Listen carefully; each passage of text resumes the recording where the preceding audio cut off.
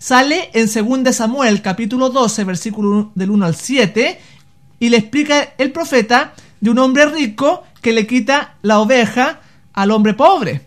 Y entonces en el versículo 5, entonces encendió el furor de David en gran manera contra aquel hombre y dijo a Natán: vive Jehová el Eterno, que el que hizo tal cosa es digno de muerte, y debe pagar la cordera con 4 tantos, porque hizo tal cosa y no tuvo compasión. Entonces replicó Natán a David: tú eres ese hombre.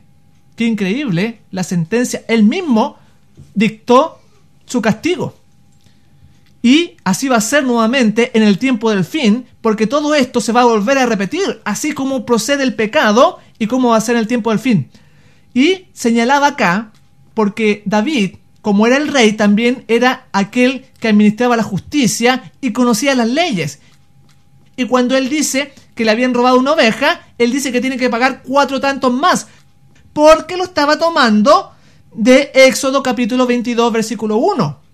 Por eso lo estaba diciendo así. No solamente lo encontramos ahí cómo se usa y que es la ley realmente, y nos explica como en el caso de cuando uno roba, tiene que devolver 4 veces más. También en el Nuevo Testamento lo encontramos en los tiempos de Jesús, cuando se encuentra Jesús con Zaqueo, y Zaqueo entonces se arrepiente y señala lo siguiente en Lucas capítulo 19, versículo 8. Entonces Zaqueo, puesto en pie, dijo al Señor: Señor, la mitad de mis bienes voy a dar a los pobres, y si en algo he defraudado a alguien, lo devolveré 4 veces más. Era porque estaba entonces tomando el curso natural, Zaqueo, de un hombre que se arrepiente y que se regocija en los estatutos. Él encuentra la salvación en Jesús, pero el fruto, la consecuencia natural, es guardar los estatutos, es guardar la ley.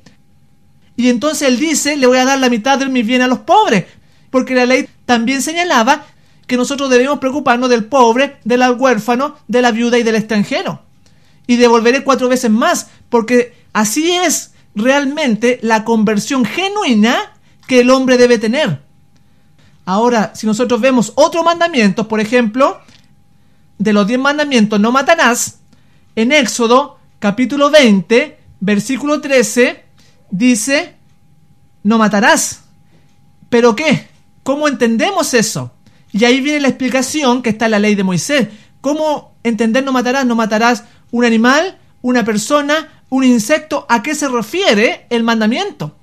Por eso los 10 mandamientos es la base magistral que Dios dejó, pero también dejó el detalle, la explicación. Vamos a poner el caso que sale ahí mismo a continuación de cuando uno debía devolver 4 ovejas. En el versículo 2 ahora de Éxodo 22. Si un ladrón es hallado forzando una casa y es herido y muere, también toca el caso de un ladrón que estábamos viendo, el que lo hirió no será culpado de muerte. Es impresionante acá. Lo mata cuando se está forzando la casa, pero dice que aunque fue un homicidio, no era culpable. Y el mandamiento decía: no matarás. Y aquí viene la explicación, cómo lo ve Dios a esa situación. Y dice en el versículo 3: pero si fuera herido de día, el autor de la muerte será reo de homicidio. O sea, si lo mataba en la noche, era sin culpa, pero en el día si lo mataba, entonces era culpable. Y de esa manera nos damos cuenta que explica distintas circunstancias, distintas situaciones, para lo cual Dios también había proveído que hubieran jueces, que todos los sacerdotes y los levitas, como lo hizo Josafat, porque hay muchos casos en que se presentan dificultades. Y las 10 palabras, los 10 mandamientos es la base, pero la ley de Moisés es la explicación de cómo se debe proceder en distintas circunstancias. Por lo tanto, no ha podido terminar esta ley de Moisés, porque explican las distintas circunstancias como estamos viendo. Por eso decía que esos estatutos fueron dados explícitamente para resguardar los 10 mandamientos. No eran símbolos borrosos que terminarían con la muerte de Cristo. Debían estar en vigencia para los seres humanos de todos los siglos, de todos los tiempos, mientras durara el tiempo, dice. Esos mandamientos recibían su fuerza del poder de la ley moral y clara y ciertamente explican esa ley. Y ahí la está explicando. No solamente ahí lo encontramos, en toda la ley de Moisés, que también se le llama la ley de Jehová, porque Moisés solamente fue un medio. Y también tenemos el caso de las ciudades de refugio en Números, capítulo 35, versículo del 11 en adelante.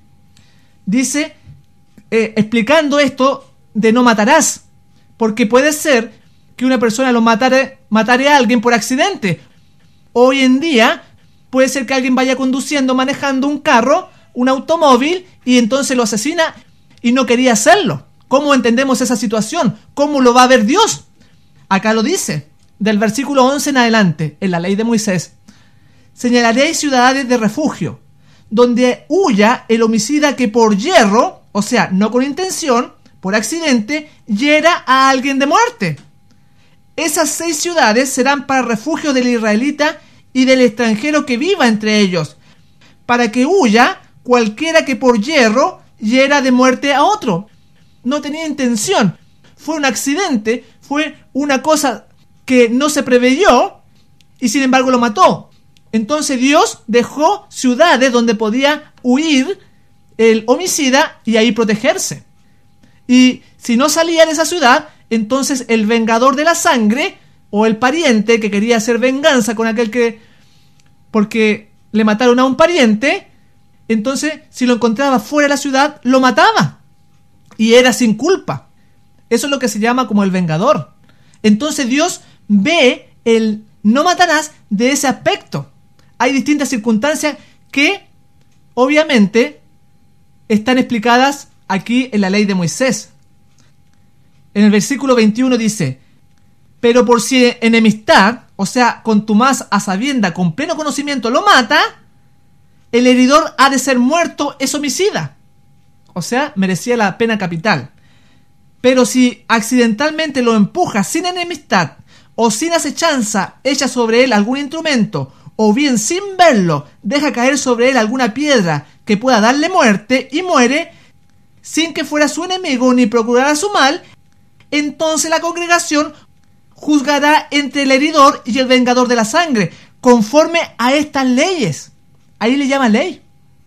Y la congregación librará al homicida accidental de mano del vengador y lo devolverá a su ciudad de refugio donde se había asilado, y vivirá en ella hasta que muera el sumo sacerdote ungido con el aceite santo. Tenía que quedarse hasta que muriera el sumo sacerdote, y entonces podía quedar libre y el vengador no le iba a hacer ningún daño. Si el homicida saliera fuera de su ciudad de refugio en la que se protegió, y el vengador lo encuentra fuera de la ciudad de su refugio, y el vengador lo mata, no se le culpará por ello. Así ve Dios las cosas, porque el mismo Jesús se las dio a Moisés. Y es por eso que nos ayuda a nosotros a entender más el carácter de Dios, cómo ve Dios las cosas, el pecado, y cómo lo redime o lo expía, también sale en Levítico. Y ahí entonces entendemos un poquito más, por ejemplo, el caso de Moisés, cuando él mata al egipcio. Miren lo que señala en el Nuevo Testamento, en Hechos capítulo 7, versículo 24. Al ver Moisés que uno era maltratado, lo defendió, mató al egipcio y vengó al oprimido. Aquí Moisés la estaba haciendo del vengador. Por eso el apóstol señala acá que vengó al oprimido. Todo eso nos explica el mandamiento no matarás. Igual también vemos el caso de las guerras que hacía Israel contra los pueblos paganos, la orden que se le dio a Josué también, cómo se le dijo que exterminara a todos esos pueblos paganos. De esa manera ve Dios las cosas, y eran sin culpa. O sea, los mataban y no estaban violando el mandamiento no matarás, porque aquí lo explica este libro de Josué también, que además es parte de la ley de Moisés. La hermana White también comenta algo que es mucho más profundo, estos estatutos, esta ley de Moisés, que además son proféticos y son evangélicos. Porque este mismo caso que estamos viendo de la ciudad de refugio, ella lo comenta, dice así: el que huía a la ciudad de refugio, no podía demorarse. Abandonaba su familia y su ocupación. No tenía tiempo para despedirse de los seres amados. Su vida estaba en juego y debía sacrificar todos los intereses para lograr un solo fin: llegar al lugar seguro, llegar a la ciudad. Asimismo, el pecador está expuesto a la muerte eterna hasta que encuentre escondite en Cristo. Lo mismo que sucedía con la ciudad de refugio. Y así como la demora y la negligencia podían privar al fugitivo de su única oportunidad de vivir, también pueden las tardanzas y la indiferencia resultar en ruina del alma. Satanás, el gran adversario, sigue los pasos de todo transgresor de la santa ley de Dios. Y el que no se percata del peligro en que se halla y no busca fervorosamente abrigo en el refugio eterno, será víctima del destructor. El prisionero, que en cualquier momento salía de la ciudad de refugio, era abandonado a la voluntad del vengador de la sangre. En esa forma se le enseñaba al pueblo a seguir celosamente los métodos que la sabiduría infinita había designado para su seguridad. Asimismo, no basta que el pecador crea en Cristo para el perdón de sus pecados. Debe, mediante la fe y la obediencia, permanecer en él. Porque Satanás está haciéndola aquí del vengador, que nos persigue, nos busca a todo aquel que no está en la ciudad de refugio para matarlo. O sea, esta especificación estaba siendo mucho más amplia de una simple ley civil para el pueblo de Israel. Y a la muerte del sacerdote, decía ahí, podía volver a su hogar, podía salir libre. Y ese sumo sacerdote, esa muerte no es otra que la muerte de Jesús, porque estaba profetizando que Jesús en algún momento iba a morir y nos iba a dar la libertad del pecado, donde el vengador, o sea el diablo, no nos iba a poder hacer daño. ¡Qué maravilla! ¡Gloria al Señor!